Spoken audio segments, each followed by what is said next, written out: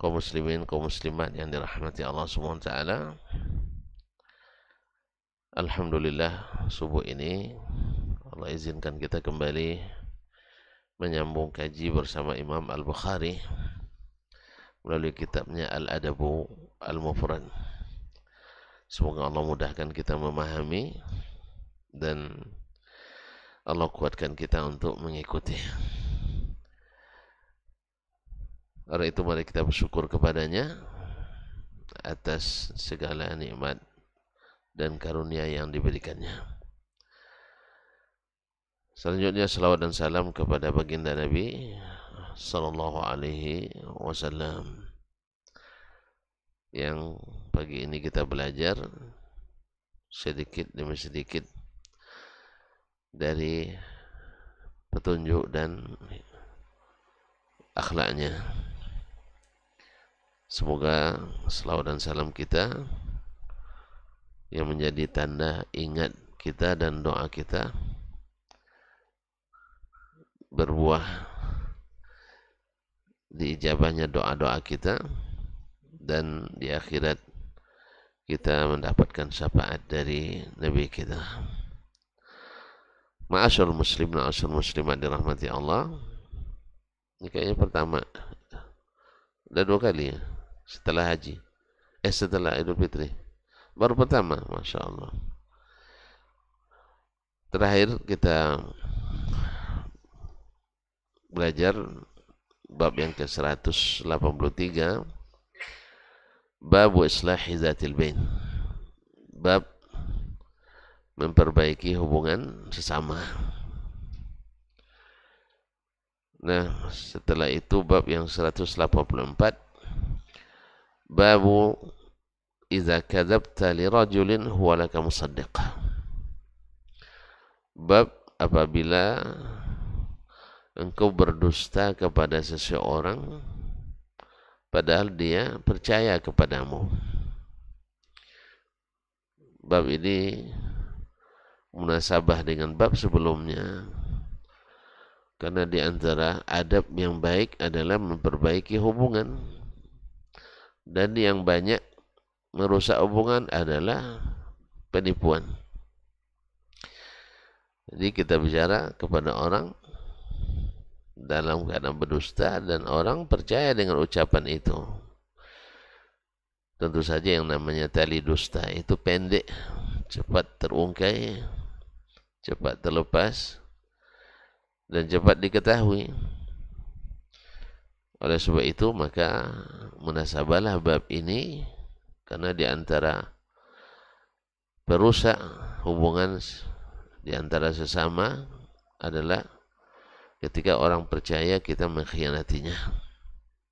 Ketika orang memberikan kepercayaan tetapi kita ternyata berdusta kepadanya. Maka Imam Al-Bukhari rahimahullah ta'ala menyebutkan bab ini setelah bab islahu zatil bain. Babu idza kadzabta li rajulin huwa laka musaddiq. Qala rahimahullah ta'ala haddatsana Haywah ibn Shuraih, telah menceritakan kepada kami Haywah ibn Shuraih, yakni Al-Hadrami, Haywah ibn Shuraih Al-Hadrami. Qala haddatsana Baqiyah, telah menceritakan kepada kami Baqiyah, itu Baqiyah ibn al-Walid.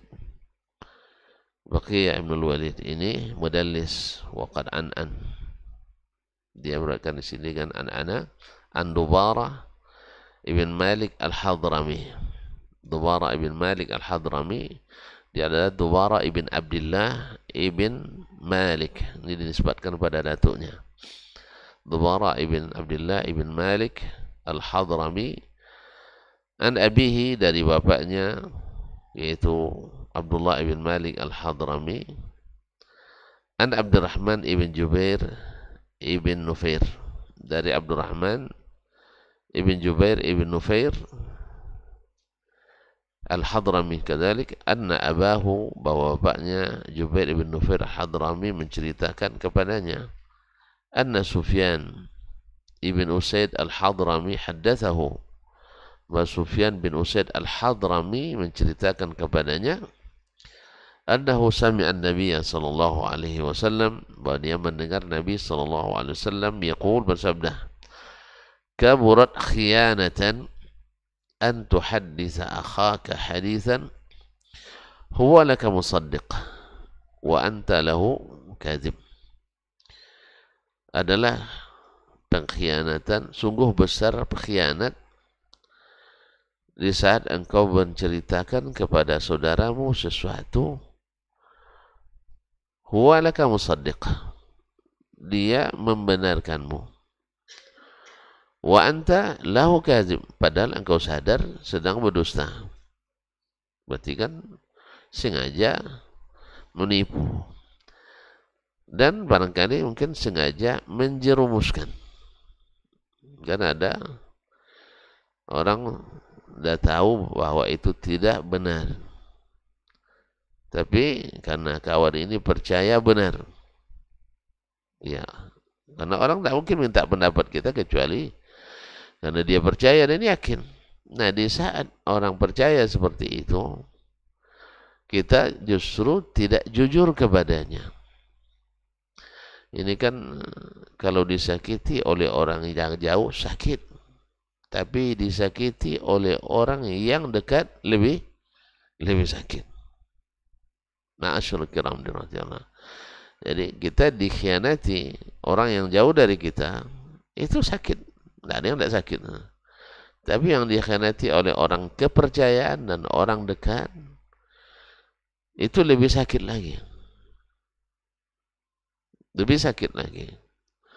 Kalau kita bukan orang yang memiliki kesabaran tinggi, ya kita tidak mau melihat mukanya lagi.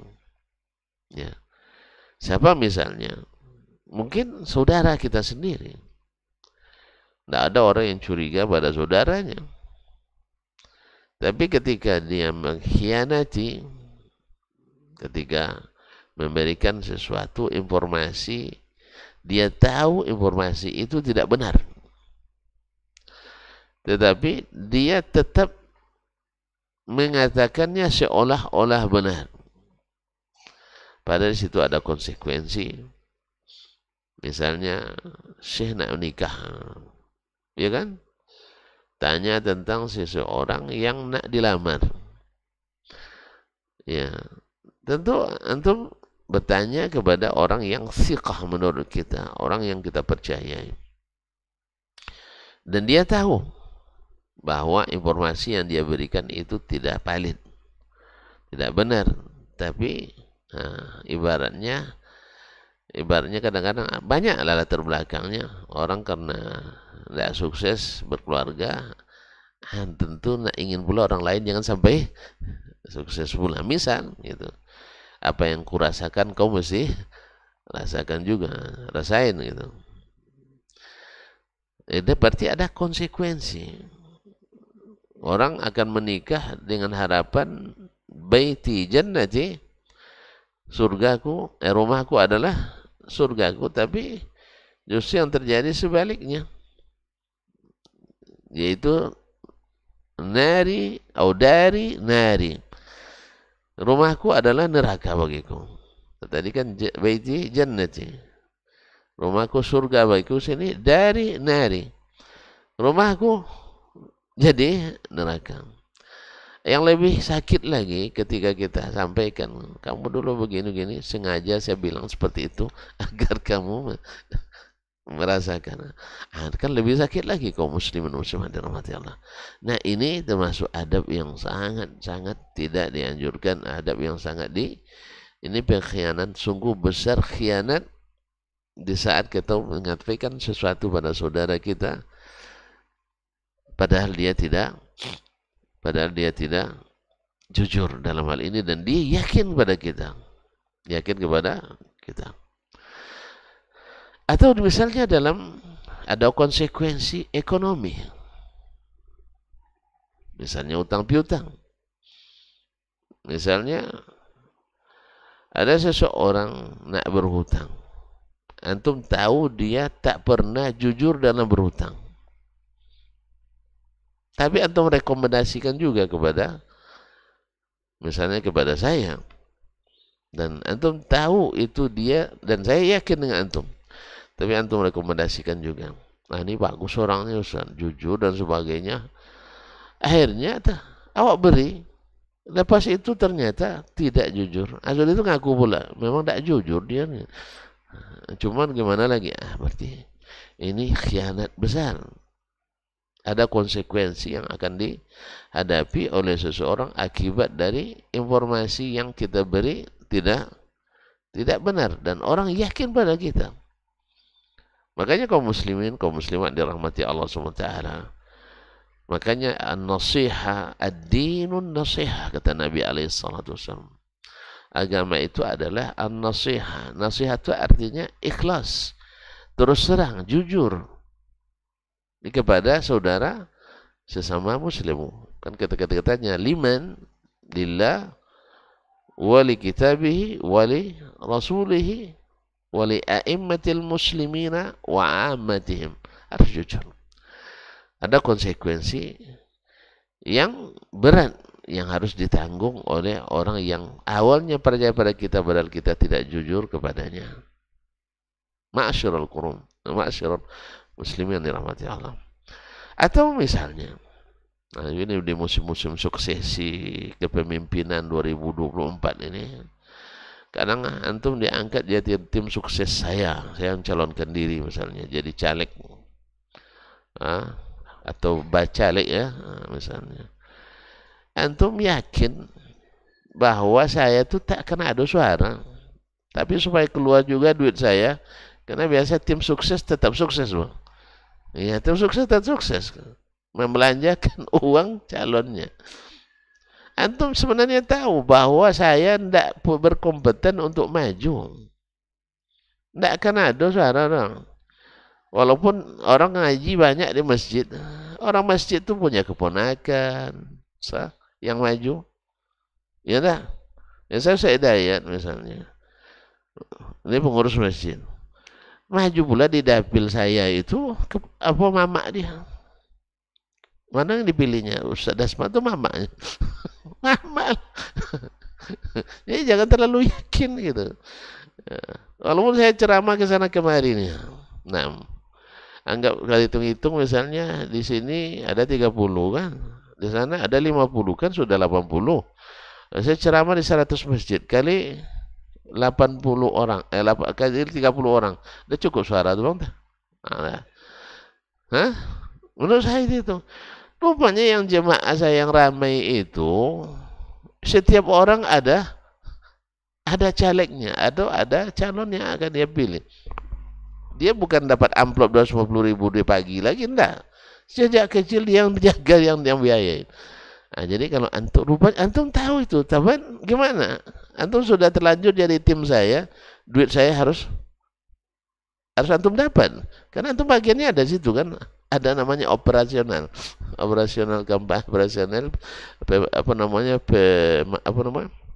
sosialisasi. Bahkan juga mungkin ada aspirasi dan sebagainya. Nah, jadi kalau antum tahu saya tidak bakal lolos, tolong sampaikan sebenarnya.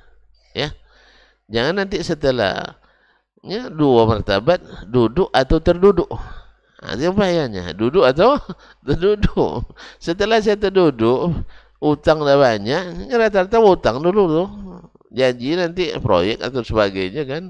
Janjinya nanti atau pokoknya janjinya setelah duduk baru dibayarkan. Tak gimana caranya itu masing-masing punya kontrak sendiri. Nah, antum tahu saya tidak bakal jadi. Cuman antum tidak tahu anggaran saya ada 500 juta, itu harus sampai ke saku antum. Karena tim sukses selalu. Yang terduduk adalah jagoannya. Oleh sebab itu, tolong jangan jadi tim sukses yang ingin sukses sendiri. Jadi katakan, Ustaz ceramah aja lah. Kalau ceramah laku nih, tapi kalau untuk jadi caleg atau jadi pemimpin kayaknya tidak pas. Apa sebab? Ustaz tuh pengelinci misalnya, atau pengelinci,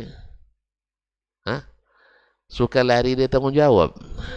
Iya, kalau pas menghadapi masalah besar, Ustaz tak pernah maju di depan, selalu suruh Ustaz Dayat yang maju. Nah, kan itu. Nah, kalau itu Ustaz tidak patut jadi pemimpin nomor satu. Besok orang lumbat dibikin Ustaz selamat sendiri. Ustaz Dayat yang kena. Ketika ada tanggung jawab konsekuensi ini dan itu, Ustaz cuci tangan. Akhirnya Ustaz Dayat yang masuk ke dalam. Nah, misal, jadi kalau begini, tidak tipe pemimpin yang sukses misalnya.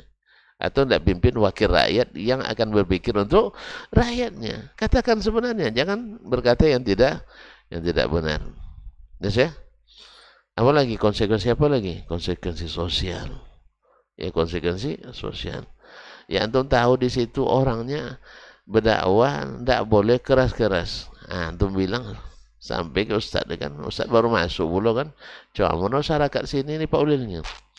Nah, Ustaz sini sampai aja loh Ustaznya. Ini orang biasa dengan apanya. Habis itu belum selesai ceramah dipersekusi orang. Gara-gara beliau tahu dia masyarakatnya ini. Cuman beliau nak melepaskan dendam pula pada orang itu. Biar mereka tahu. Akhirnya tidak jujur menyampaikan informasi. Pada orang di situ baru pertama kali mendengar tauhid terbagi tiga, usul salasan sebagainya. Nah, padahal dia lebih duluan dia mendengar ceramah Ustaz tentang di YouTube bahwa orang-orang ini tauhid ini trinitas katanya kan. Nah, rupanya orang Kristen dibawanya ke sini ceramah katanya.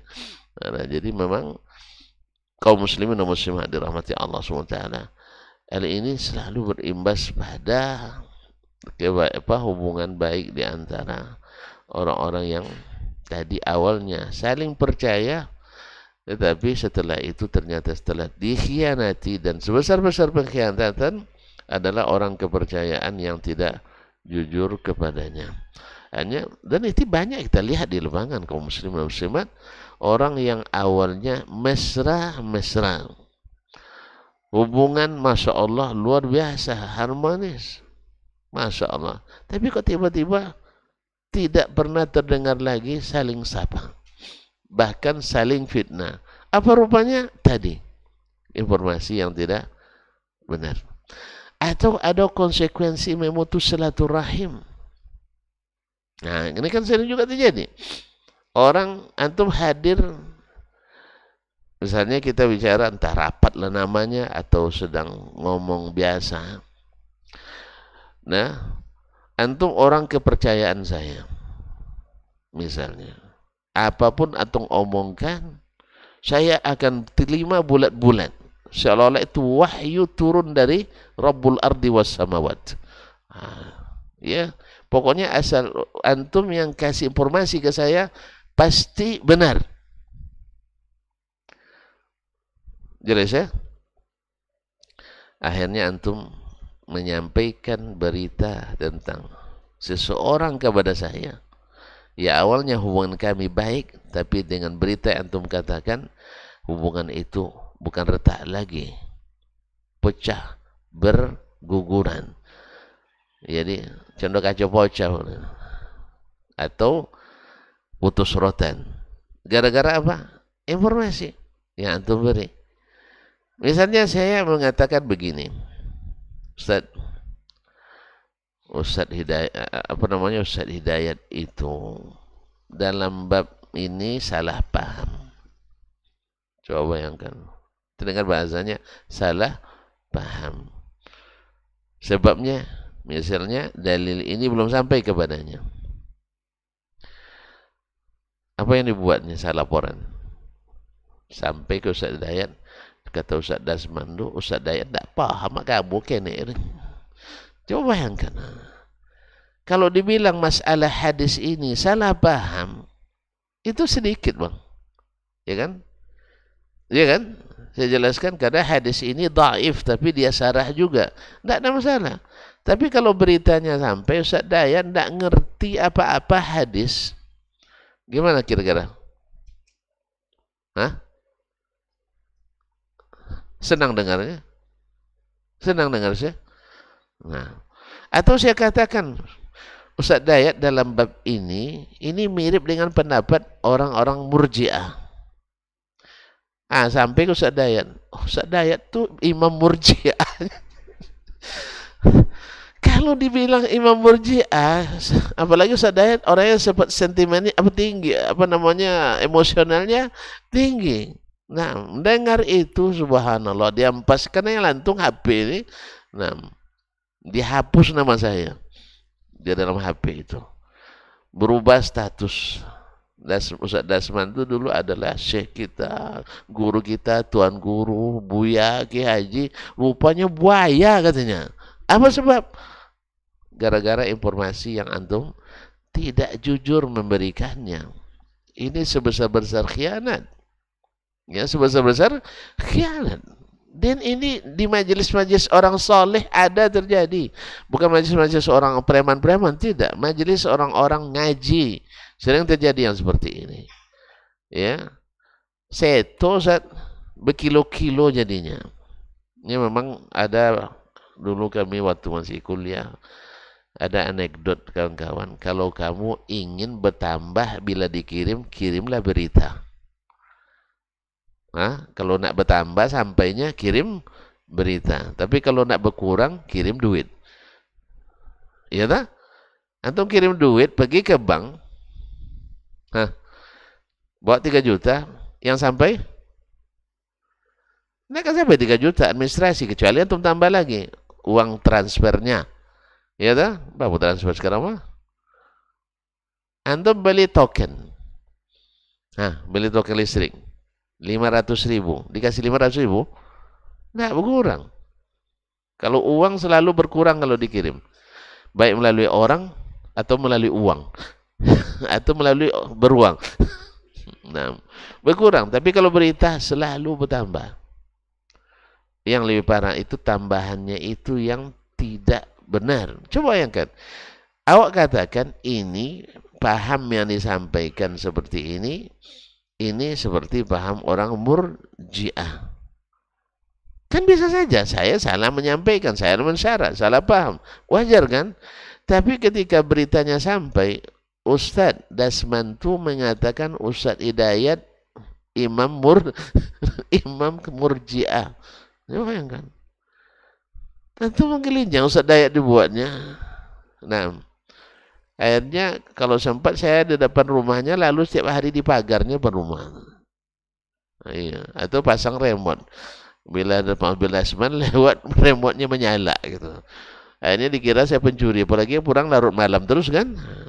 Ini mohon maaf termasuk minta izin juga sekalian pagi ini tadi terlambat Ustaz. Karena jam 2 mata tuh belum terpejam waktu malam tuh. Mungkin sudah hampir jam 3 baru. Bangun tadi pas azan. Awak nak keluar, komat orang di masjid kat rumah. Ikutlah solat situ dulu. Jadi pas azan terpanaskan. Jadi mohon maaf sekali. Kaum muslimin dan muslimat dirahmati Allah SWT. Jadi Allah musta'an. Ini model-model begini. Atau saya karena kelemahan saya memahami.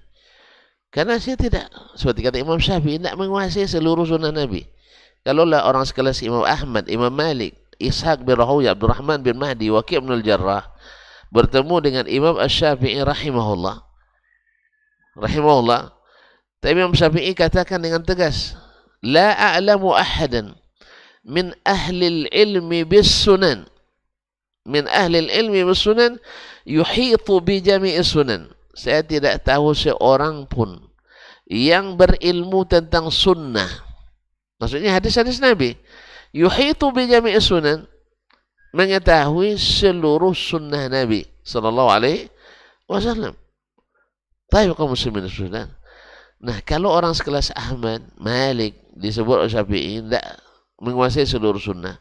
Karena kalau menguasai seluruh sunnah, Nabi dia. Maksum dia. Mesti ada 1, 2 atau situ yang tidak dia ketahui. Baik dari sisi hafalan lafaznya atau pemahamannya. Nah, bagaimana pula dengan sekelas Dasman? Hafiz juga tidak. Paham juga janggal. Pelupa lebih sering. Amalannya kurang. Nah, lalu dia mengatakan sesuatu yang mungkin saya tanpa disadarinya itu pemahaman Khawarij. Ya. Lalu Sadayat ngomong, Ini Ustaz Dasman kayaknya tidak membaca kitab Al-Firaq wal Adyan si Al-Awaiji ini Ustaz ya. Al-Firaq Adyan. Ini kalau beliau baca, padahal saya sudah baca Ustaz, muqarrar kami di akidah. Nah, cuman Ustaz Dayat karena dia jurusan akidah, tentu dia baik aja prasangka. Mungkin Ustaz Dasman tidak sempat baca ini. Kitabnya sudah ada. Nah, jadi dia katakan, kalau ini bahasa yang dia katakan, bab ini mirip dengan pendapat Khawarij. Apa ulil? Sampai berita ke saya. Rupanya Ustaz Dayat tuh ya katanya. Bilangnya Ustaz orang Khawarij. Gimana kira-kira sih saya?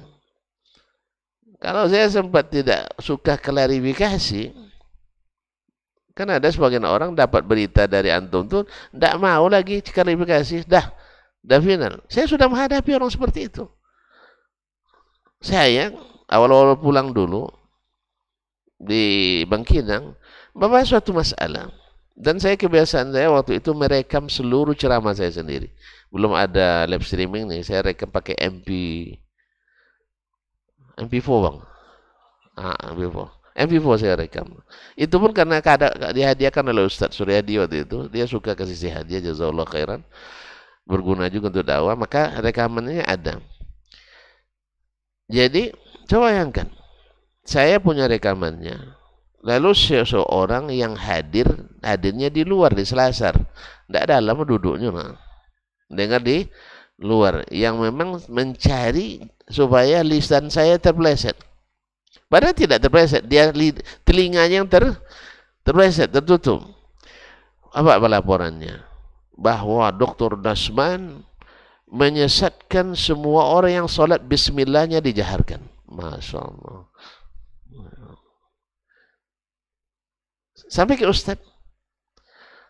Alasan atas laporan itu, Ustaz tersebut mengambil suatu tindakan yang merugikan.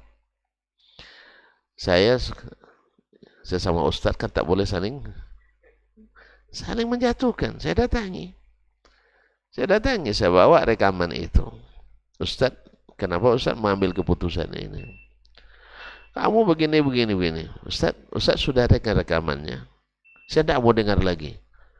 Ya Ustaz, yang mengucapkan kata-kata itu saya. Yang berceramah itu saya. Menurut Ustaz mana yang lebih paham, yang mendengar atau saya sendiri? Pokoknya saya sudah dapat laporan dari orang itu dan saya yakin pada dia. Nah gimana itu? Akhirnya apa terjadi? Akhirnya berburuk kita gara-gara laporan yang tidak benar. Saya minta silakan ini rekaman, silakan dengar sendiri. Nah, atau kita dengarkan bersama. Nanti kalau ada benar memang saya salah, saya umumkan lagi dalam kajian besok. Saya mencabut pernyataan itu. Atau opsi ketiga, saya ulang ceramah lagi, Ustaz hadir mendengarkannya. Satu pun opsi tidak diterima. Apa sebab? Saya datang dari orang kepercayaan. Subhanallah. Jadi begitulah syaitan. Jadi orang alim pun bisa berjatuhan, gugur dalam fitnah itu. Makanya Imam Al-Bukhari sendiri juga sudah merasakan pahitnya fitnah itu di masa beliau. Difitnah orang dengan gurunya Muhammad bin Yahya Az-Zuhli. Padahal dulu Muhammad bin Yahya Az-Zuhli itu selalu menyanjung Imam Al-Bukhari. Selalu membanggakan Imam Al-Bukhari di waktu kecil. Masih kecil lagi, 18 tahun sudah, 13 tahun atau 18 tahun sudah jadi imam di Masjidil Haram. Ya, sudah melampaui hafiz-hafiz besar yang sudah umurnya di atas 40 tahun. Dia baru belasan tahun. Tapi karena ada yang mengadukan kepadanya bahwa Imam Al-Bukhari adalah kaum lafziyah. Ya, akhirnya yang mengatakan bahwa lafzi bil Qur'ani makhluk, dan itu kan syubhat besar bagi ahli hadis. Kita selesai dah, Al-Quran kalamullah, tidak usah bilang makhluk itu pembahasan ahli kalam itu. Ini yang bikin syubhat dan merusak pemahaman, merusak juga hubungan. Kalau semuanya hatta yasma'u kalam Allah, dah selesai, ikuti aja itu. sampai dia mendengar perkataan Allah, wa yukallimullahu Musa taklima. Cuman karena fitnah ahlul kalam, akhirnya ulama pun kadang-kadang dalam menjelaskan bisa disalah dengar oleh orang yang mendengar penjelasan itu. Apalagi hati-hati yang sakit, yang sengaja ingin mencari celah untuk membuat hubungan kedua syekh ini menjadi renggang, bahkan mungkin juga putus. Banyak tuh. Sampai hari ini saya menyaksikan sendiri, ya orang-orang yang tukang adu-adu ke depan syekh. Atau tukang adu-adu, dimanapun ada. Dan syekh yakin. Yang lucunya, ada lucunya lagi. Tahun ini, 5 tahun pertama, orang kepercayaan syekh Pak Ulil. Semua laporan Ulil, sampaikan syekh, telan mentah-mentah. Besok Pak Ulil jadi tertuduh lagi. Beliau lagi yang dikepercayaannya. Ulil majruh lagi nih. Ulil sudah keluar dari manhaj. Apa sebab? Laporan dari Ustadz ini tentang Ulil. Pada Pak Ulil tidak ada berubah macam dulu juga. Aku masih seperti yang dulu. Masih seperti yang dulu, tidak ada perubahan sekali. Yang berubah apa? Jaraknya sekarang. Dulu dia di Madinah, sekarang sudah di Sudan, balik ke kampungnya. Tentu orang kalau berdakwah tentu kaum muslimin dan musliman.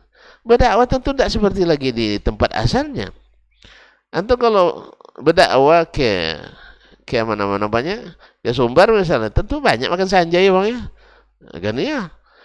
Kalau berdakwah ke Bunut banyak makan cekan salai. Kawan-kawan nelayan, kalau di sana kawan petani dan sebagainya.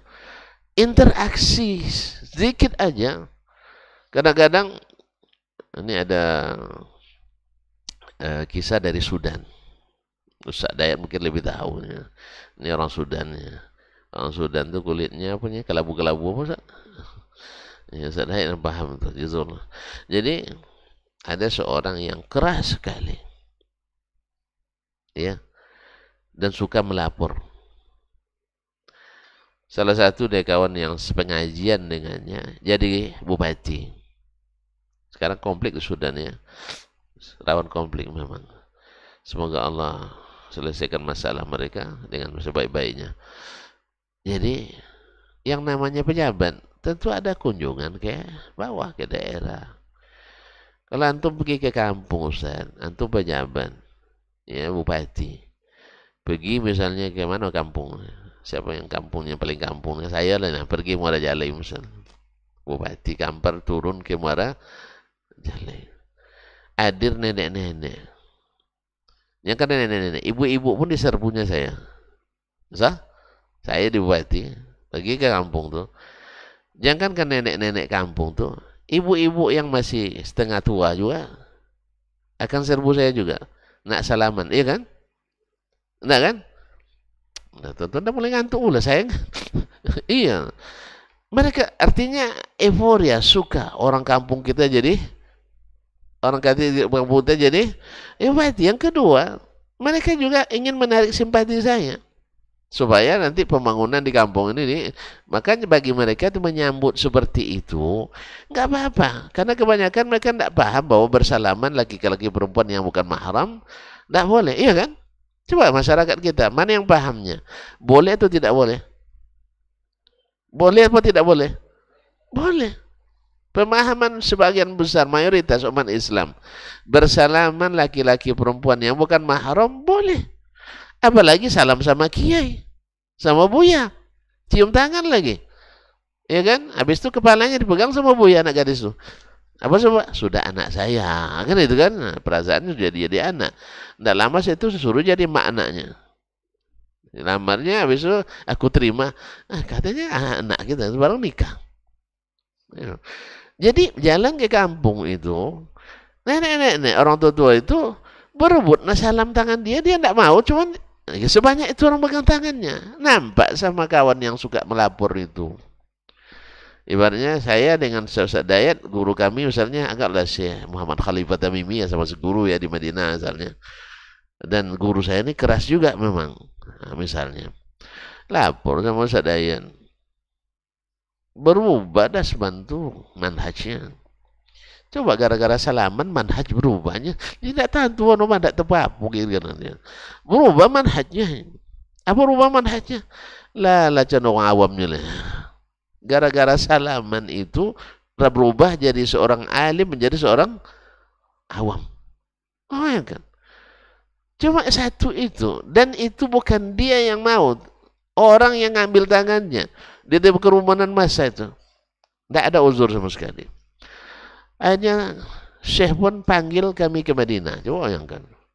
Panggil kami ke Madinah berdua. Di sidang. Lalu saya jelaskan. Syekh. Tidak akan itu pula membuat saya berubah manhaj. Saya tahu. Dengan penuh kesadaran saya tak pernah ngulur-julurkan tangan ke orang. Cuman kan pergi kampung nenek-nenek yang mengambil tangan saya. Tidak mungkin saya ketikkan pula nenek itu. Tidak mungkin. Saya sudah tarik tangan saya. Dia ambil juga. Akhirnya saya mengerti, oh gitu keadaannya. Jadi memang harus paham situasi dan kondisi orangnya. Jangan buat laporan tanpa mengetahui latar belakang. Syekh kan percaya langsung sama Ustaz Dayat. Masalah karena suka ngurut punggungnya dulu atau capek-capek mungkin. Akhirnya semua laporan teman-teman. Akhirnya Syekh karena untung ada klarifikasi. Kalau sempat guru tak ada klarifikasi, rusak hubungan semuanya. La haula wala quwwata illa billah. Akhirnya terjadi konflik atau kelaparan di Sudan. Sehingga turun UN. Kalau untuk bantuan apa? UNHCR ya. Itu enggak tahu juga. Saya lupa. Pokoknya bagian bantuan kemanusiaan. Diserahkan langsung oleh Menlu Amerika. Siapa Menlunya? Nggak tahu kalian, Condoleezza Rice dulu di masa siapa? Di masa sebelum Obama siapa? Nah, di masa Obama, di masa Obama. Obama dia lupa juga kali belum lahir nampaknya. Time Barack Obama. Jadi menterinya Condoleezza Rice. Condoleezza perempuan apa laki-laki? Liza, masa antum lagu Liza apa namanya? Laki-laki atau perempuan? Perempuan. Nah, kawan tadi yang mengadukan, ya Ustaz Dayat mengadukan tadi karena kesulitan hidup ikut di tim PBB tadi, tim bantuan kemanusiaan tadi. Nah, antum sekarang sudah jadi staf lah. Mau tidak mau mereka harus berbaris menyambut menteri luar negeri Amerika tadi, karena Amerika polisi dunia kan. Berbarislah kita. Tentu yang namanya Condoleezza Rice tidak ada istilah tidak salaman. Sekarang dia dengan sukarela menyalaminya karena takut dipecat. Oh, rupanya kalau terpaksa boleh, yang lain kalau terpaksa tidak boleh. Hanya dia sendiri melakukan hal yang sama. Mungkin iqab dari Allah SWT. Kau kemarin tak terima uzur saudaramu, setelah didamaikan oleh Syekh tak mau juga dia. Coba bayangkan, Syekh sudah bilang dan memaklumi, dia sendiri tak mau memaklumi. Tetap juga dihajarnya saudaranya itu. Tak mau cakap. Coba bayangkan. Justru kadang-kadang marah pula dia sama Syekh. Awak dah melapor, tak terima laporan. Coba bayangkan. Dia pun nak nekan Syekh. Walhasil dia sendiri melakukan hal yang sama. Oleh itu kaum muslimin dan muslimat, Nabi katakan masyadda hadzal dina ahadun illa ghalaba. Siapapun yang keras, ya, yang terlalu keras gulu dalam mengamalkan agama, dia akan kalah. Oleh itu ikhwani fillah, ini adab yang tidak boleh ya dilakukan oleh seorang muslim, walaupun hadisnya dari sisi sanad dhaif, tetapi maknanya seperti kata ulama, maknanya sahih, didukung oleh hadis-hadis sahih yang lain. Tapi dengan lafaz ini tidak sabit dari Nabi SAW. Tapi maknanya dalam hadis-hadis lain itu adalah mendukung. Karena disakiti oleh orang dekat lebih sakit daripada disakiti oleh orang jauh. Dikhianati oleh orang dekat lebih daripada dikhianati oleh orang yang jauh dari kita. Kemudian bab yang setelahnya masih ada waktu sedikit. Ini juga munasabah dengan bab ini. Babu la ta'id akhaka syai'an fatukhlifah. Jangan kau janjikan sesuatu pada saudaramu, tapi engkau pungkiri. Dengan sama juga, tadi berkhianat, ini juga mungkir janji. Dan dua-duanya sifat tidak terpuji. Sifat-sifat para pengecut. Sifat kaum munafiqin. Qala haddatsana Abdullah bin Sa'id, yani Ad-Darimi. Qala haddatsana Abdurrahman ibn Muhammad Al-Muharibi. Dalam cerita kepada Abdurrahman ibn Muhammad Al-Muharibi, an Lais, dari Lais ibn Abi Sulaim. Lais ibn Sulaim juga dhaif, maka di sini juga didhaifkan oleh ulama. An Abdul Malik ibn Umair As-Suwa'i, an Ikrimah, dari Ikrimah Maula Ibn Abbas, dan sekaligus muridnya an Ibn Abbas, dari Ibn Abbas radhiyallahu anhu qala qala Rasulullah sallallahu alaihi wasallam, Rasulullah sallallahu alaihi wasallam bersabda, la tumari akhaka wa la tumazihhu wa la ta'idhu mau'idan fatukhlifah. Jangan engkau suka berdebat dengan saudaramu.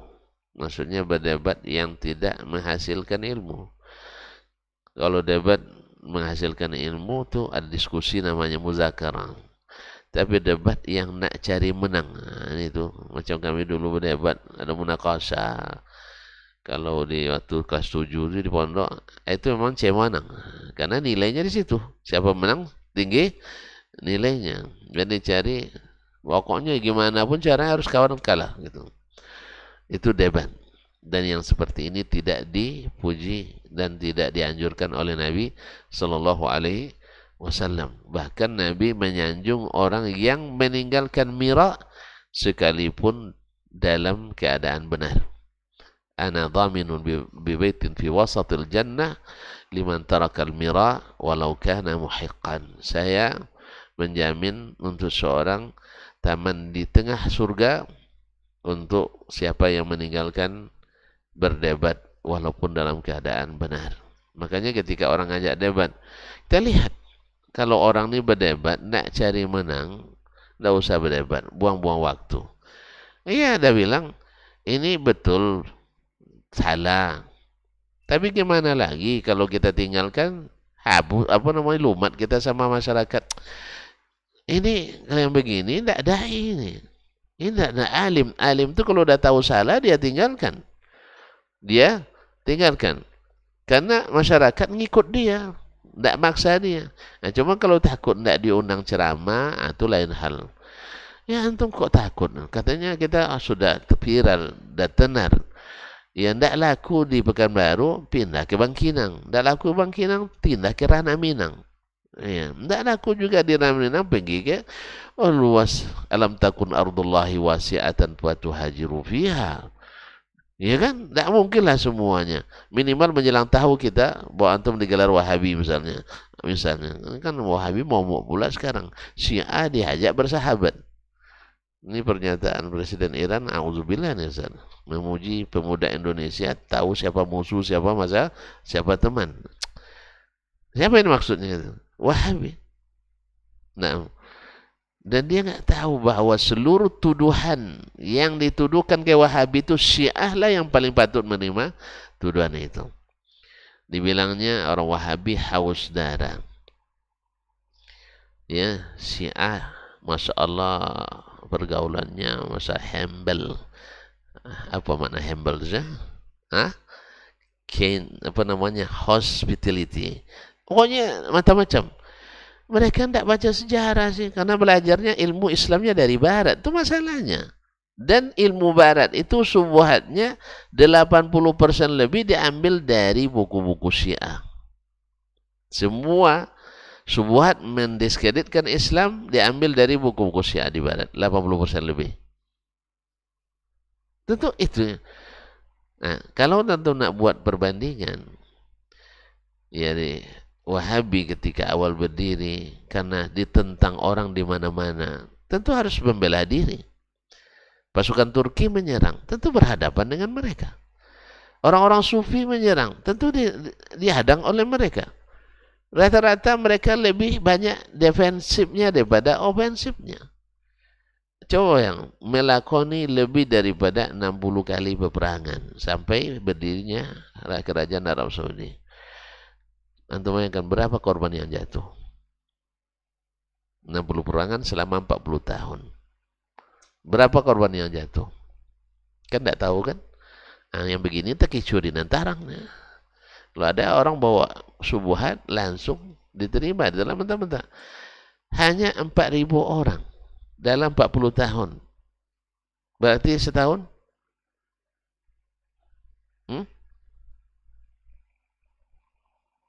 4.000 dibagi 40. Alah, enggak ada piti nampak dong. Siapa kita 40 tahun apa 4.000 bagi 40?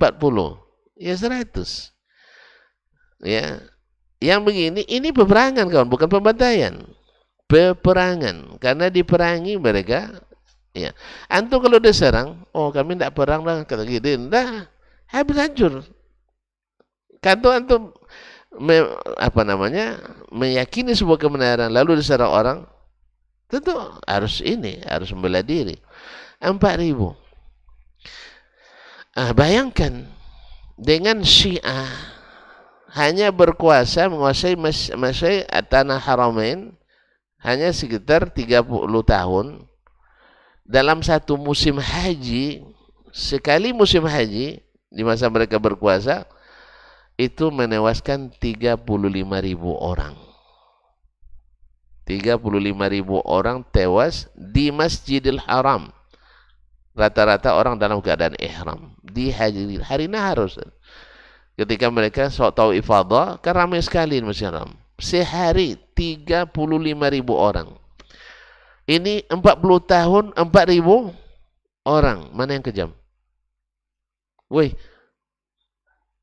Nah, belum lagi mereka menyetop haji karena tidak aman di perjalanan karena mereka berkuasa, sebab Ahlus Sunnah dari manapun datang ke Makkah haji itu sudah masuk daftar orang hilang. Kalau waktu itu dicoba juga sebagian pergi haji karena kan ini kan rukun ini, sebagian bersikeras juga. Tidak apa-apa, tidak mungkinlah kita pergi haji dibantai oleh orang tuh. Tidak ada yang pulang. Jelas kan? Bandingkan ketika ahli Saudi yang berkuasa. Seperti disebut oleh Syakib Arslan, seorang pujangga dari Lebanon, menyebutkan andai seorang dari ujung ke ujung wanita cantik dengan segala perhiasannya berjalan dari ujung ke ujung Jazirah Arab sendiri, tak ada yang menemani, tak satu pun orang yang berani menyiut saja, tidak berani. Tidak tahu menyiut apa? Suit mensuitnya, enggak ada yang, bukan menyuit ya, enggak ada yang berani. Begitu amannya. Dia cerita di tahun 80 ketika dia berkunjung ke Arab Saudi.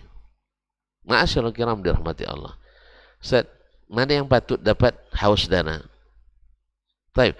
Oh, enggak, itu Syiah Ustaz. Tapi kaum Asy'ari kan tidak. Nah, kita coba lagi. Ibnu Tumar dulu di Maroko. Dia ulamanya. Ini bukan, kan sebagian mengatakan ini masalah politis. Enggak. Dia ulamanya. Kalau masalah politis, tentu korbannya bukan hanya orang-orang yang berlawanan paham. Kalau politis bukan ulama, tapi lawan politik. Ini enggak. Ini murni masalah keagamaan. Dia dalam berkuasa 9 tahun.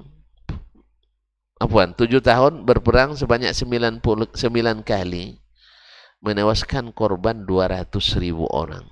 9 tahun. Kaum Asy'ariyah. Ini Wahabi 40 tahun.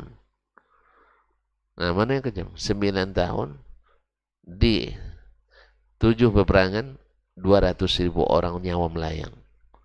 Ini 40 tahun 60 peperangan hanya 4.000 orang. Mana yang kejam? Nah, takut bilang Asy'ariyah ya. Iya.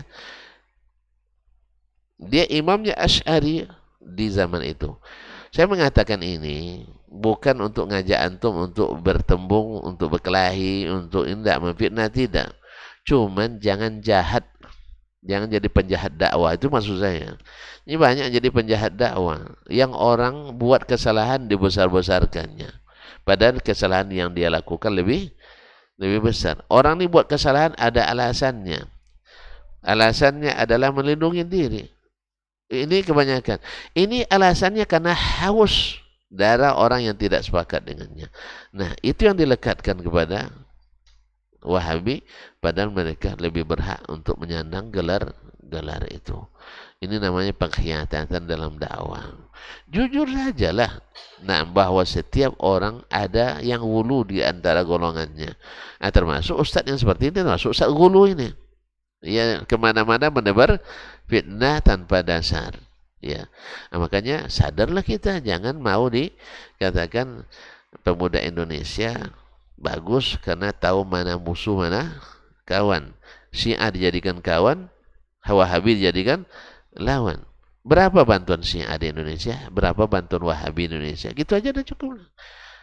Nah, masa orang yang mencaci maki sahabat kawan, orang yang memuliakan sahabat lawan, orang yang menuduh Ummul Mukminin Aisyah dan Hafsah berzina kawan, orang yang menghormati Aisyah dan Hafsah lebih dari ibu kandungnya sendiri lawan.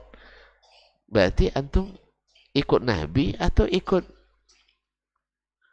Iya. Jadi kaum muslimin, orang Wahabi yang menjunjung tinggi Al-Quran, menjadikan dasar negara, undang-undang dasar negaranya Al-Quran dan hadis, jadikan lawan. Orang-orang yang mengatakan Al-Quran diragukan autentisitasnya karena 2/3/4 hilang. Itu kawan. Berarti antum adalah orang yang mendukung Islam sampai hari ini tidak sempurna. Di mana antum? Jadi kaum muslimin dan muslimat dirahmati Allah. Cuman sayang memang banyak orang intelektual tapi tak berilmu, cerdas tak berilmu. Inilah masalahnya. Apa aja subuhat masuk. Oleh sebab itu kaum muslimin jangan hanya jadi orang cerdas, tapi jadilah orang berilmu. Dan kalau tidak berilmu, tuntut kepada guru, tuntut kepada ulama. Karena itu kalau nuntut kepada pemikir tidak akan dapat ilmu lah. Pemikir tidak punya ilmu. Ya, datuk saya pemikir juga dia, tapi tidak punya ilmu. Ayah saya berpikir juga dia, anaknya banyak, jadi semuanya. Awak jadi dasar sarjana tinggi, S3 kadang anak ada yang jadi 2 orang cuma. Satu narkoba, satu nyebut di jalan. Emangnya ya, ayah kita dulu orang kampung cuma tidak sekolah tinggi, tapi tahu dia menjadikan anaknya tinggi. Awak sekolah tinggi tapi tidak bisa menjadikan anak kita tinggi. Na'udzubillah. Berarti ada masalah dengan kita. Apa sebab? Karena kita punya pemikiran yang penuh dengan subuhan. Ayah kita dulu punya keyakinan, punya pemikiran yang original, yang natural, sunnatullah, sehingga selamat. Kalau enggak, kita enggak sunya masuk pemikiran-pemikiran dari semak-semak mana masuknya, semak Yunani, semak Romawi, semak Syiah, semak masuk pula apa namanya pemikiran tarekat dari India dan sebagainya, seluruh sampah-sampah pemikiran masuk ke kita. Akhirnya Al-Quran dan Sunnah tidak begitu berharga di mata kita. Baiklah kaum muslimin dan muslimat, jadi jangan berdebat itu yang tidak menghasilkan ilmu dan tidak menghasilkan kebenaran. Karena kalau nak cari monang nanti ujung-ujungnya adu pangkal lengan. Nah, kan tidak bagus. Adu pangkal lengan atau adu kepala. Kita adu hujjah dengan hujjah. Lalu siapa yang sudah jelas baginya hujjah, jangan bilang, oh ini tidak bisa ditinggalkan walaupun salah. Itu tak apa berdebat. Tak apa berdebat. Memang tak sunnah. Ini memang bid'ah mungkarah. Cuman kalau ditinggalkan habis kita sama masyarakat. Kalau gitu tidak usah jadi guru, jadi masyarakat aja, tidak usah jadi kiai. Kiai itu untuk menerangi masyarakat, bukan untuk mengikuti masyarakat. Kalau dai bukan mengikuti masyarakat, cuman mempertimbangkan masyarakat perlu. Ya kalau bahasa, ya jangan kayak bahasa ke Jawa, kita pakai bahasa Sumatera kan misalnya, tidak pas bagi mereka, itu perlu. Nah, ada orang dengan disanjung mau menerima, ada orang dengan digertak baru mau menerima. Ada kata hikmah dari salah seorang eh, tokoh juga. Dia bilang sebagian orang dikasih penghormatan tidak berguna baginya.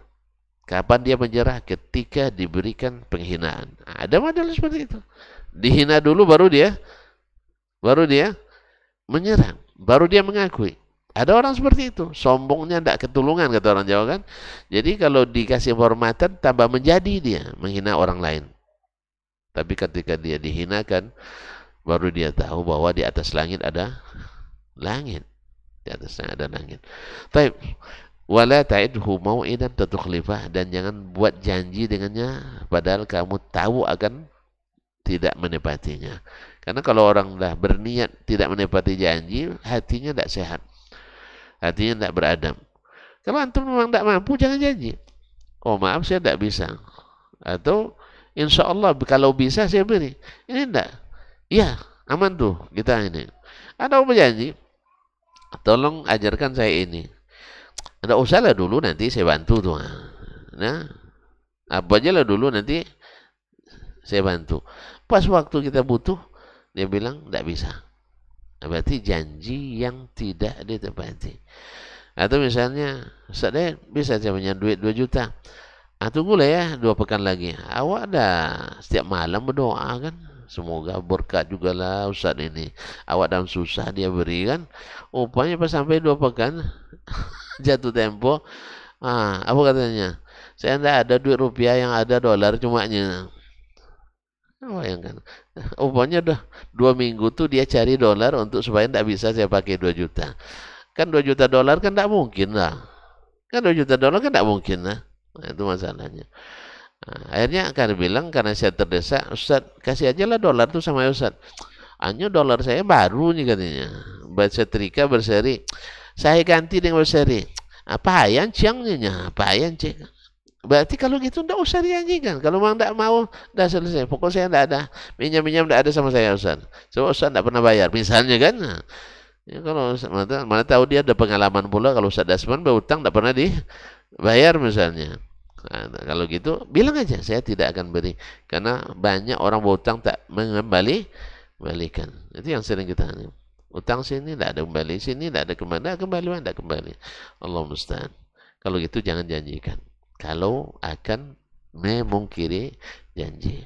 Karena kita pepatahnya bukan jembatan biasa lapuk lagi. Janji biasa mungkin enggak. Itu jembatan bambu dulu. Ya, makanya biasa lapuk. Setahun lapuk dia. Atau jembatan papan. Sekarang jembatan kita pakai besi angker, pakai semen. Di atasnya ada aspal. Ya kan? Kemudian ada baja. Masa jembatan biasa lapuk? Nah, jembatan Letton aja yang buatan Belanda sudah berapa tahun? Letton udah berapa tahun tuh? Kan tidak lapuk nih.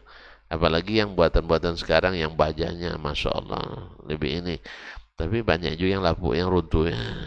Karena memang besinya dimakan itu. Besinya dimakan. Allah musta'an. Wallahu ta'ala alam. Wassallallahu ala nabiyina Muhammad wasallam. Terima kasih.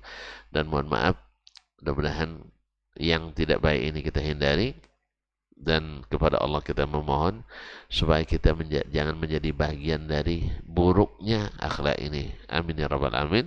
Subhanakallah bihamdik asyhadu an la ilaha illa ant astaghfiruka wa atubu ilaik. Wassalamualaikum warahmatullahi wabarakatuh.